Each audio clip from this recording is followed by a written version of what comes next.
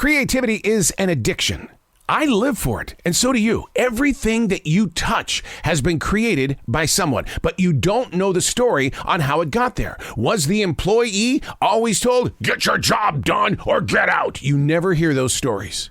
You never realize what people have gone through in order to receive what you are taking.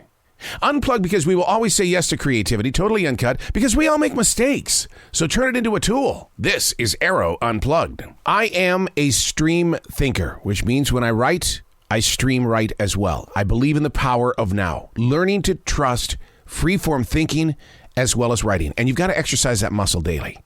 I do it by having one page, 10 minutes to write, absolutely no editing whatsoever, because it creates conversation. It gives you that opportunity to share it. Living in the presence of now, because your best decisions are made right now. Own that leadership, the power of now. This is Stream Thinking. Today we're reading from August 6th, 2022. A recent episode of The Twilight Zone continues to explain how dangerous the metaverse is and will always be. Creating and living in a digital false world where your emotions are engaged in the creation of a mental escape.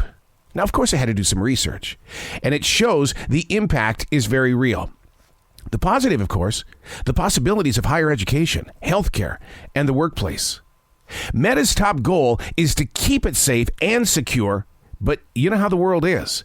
There's going to be clone virtual reality escapes that will transform the human imagination and plant it in places that aren't real, but just like the Twilight Zone points out, it will be real if you invest in what you believe.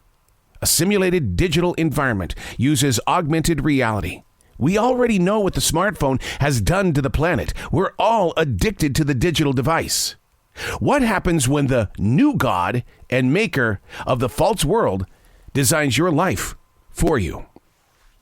We could argue all day, right? Like I said, I'm in support of it for education, for healthcare. I get it. I mean, look at what they're doing in space. You know, you've got the rover up on Mars that's being controlled by things down here. And what about the spacecraft that just hit that asteroid? Just to see if we had the ability to knock an asteroid off course. It's happening. It's all around us. We are living in this world that is being controlled by digital devices. There's nothing I can do about it. There's nothing you can do about it either. We are part of the process. And I'll tell you what's very interesting is that just the other day, I met a woman in 2022.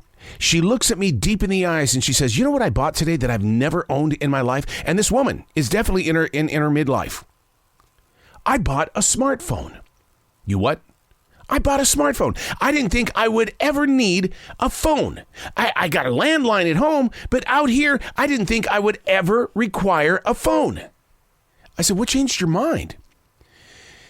And she goes, I got caught on the streets.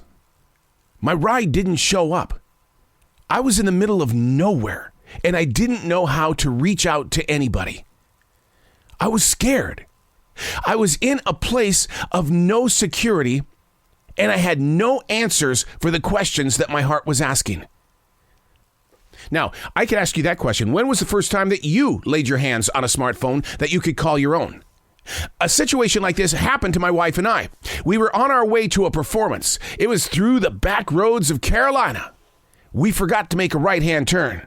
We had no idea where we were. There were no payphones. There were no stores. We were in the middle of nowhere. And we swore on that day it was over. We were going to have to join the digital generation. We are addicted to it. Like I said before, I am not against metaverse. I understand it. But what I do worry about is how easy it is to build false worlds, false hopes, escapes, places to go and grow without ever realizing that reality is right here. And I think that's one of the reasons why I daily write. It's not that I'm bragging about anything. I'm just documenting it. I'm just putting it on paper so that I can come back to it and I can learn from it. Dear future reader, I'm Arroe, and that's Stream Thinking.